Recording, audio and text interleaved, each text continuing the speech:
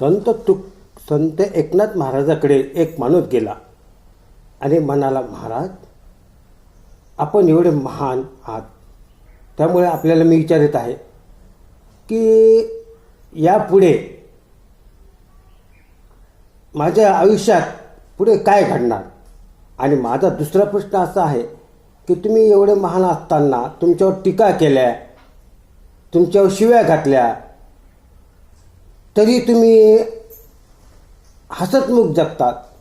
त्यांना तुम्ही काहीच कसं बोलत नाही. त्यावर तो एकनाथ महाराज म्हणाले, तुझ्या पहिल्या प्रश्नाचं उत्तर असं आहे की तू तुझ्या पुढच्या आयुष्यामध्ये इथून पुढं फक्त तू 8च दिवस जगणार आहेस. असं म्हणल्यानंतर तो माणूस त्यांच्या एकनाथ महाराजांच्या पाया पडला, काही न बोलता निघून गेला. 8 दिवस निघून गेले. 8व्या दिवशी परत तो बघतो तर काय, आपण जिवंत आहोत. नक्कीच एकनाथ महाराजांची आपल्यावरती कृपा आहे असं त्याला वाटलं. आणि तो लगेचच पुन्हा सकाळी उठून पेढे हार तुरे घेऊन एकनाथ महाराजाकडे गेला. एकनाथ महाराजाकडे गेल्यात महाराज आणि पाया पडला. महाराज म्हणे, मी कृपा माझ्यावरती राहू द्या, आमच्या कुटुंबावरती राहू द्या. तुमच्या आशीर्वादाने कृपेने आम्ही जगलो. महाराज म्हणाले, तू 8 दिवस काय केलं. म्हणाला,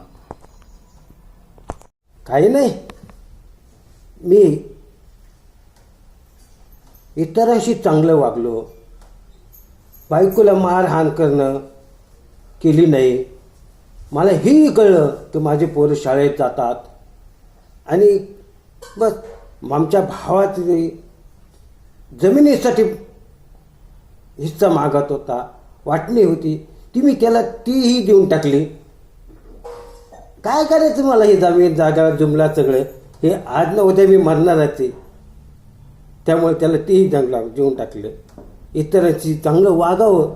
महाराज म्हणाले त्याला, मग कसं वाटलं तुला. फार चांगलं वाटलं आहे. इतरांशी चांगलं वागण्याची प्रेरणा मिळते. समजून झोपावं. आपलं आयुष्य हे फक्त 8च दिवसाचं आहे. समजून झोपतो म्हणजे चांगुलपणाची प्रेरणा मिळते.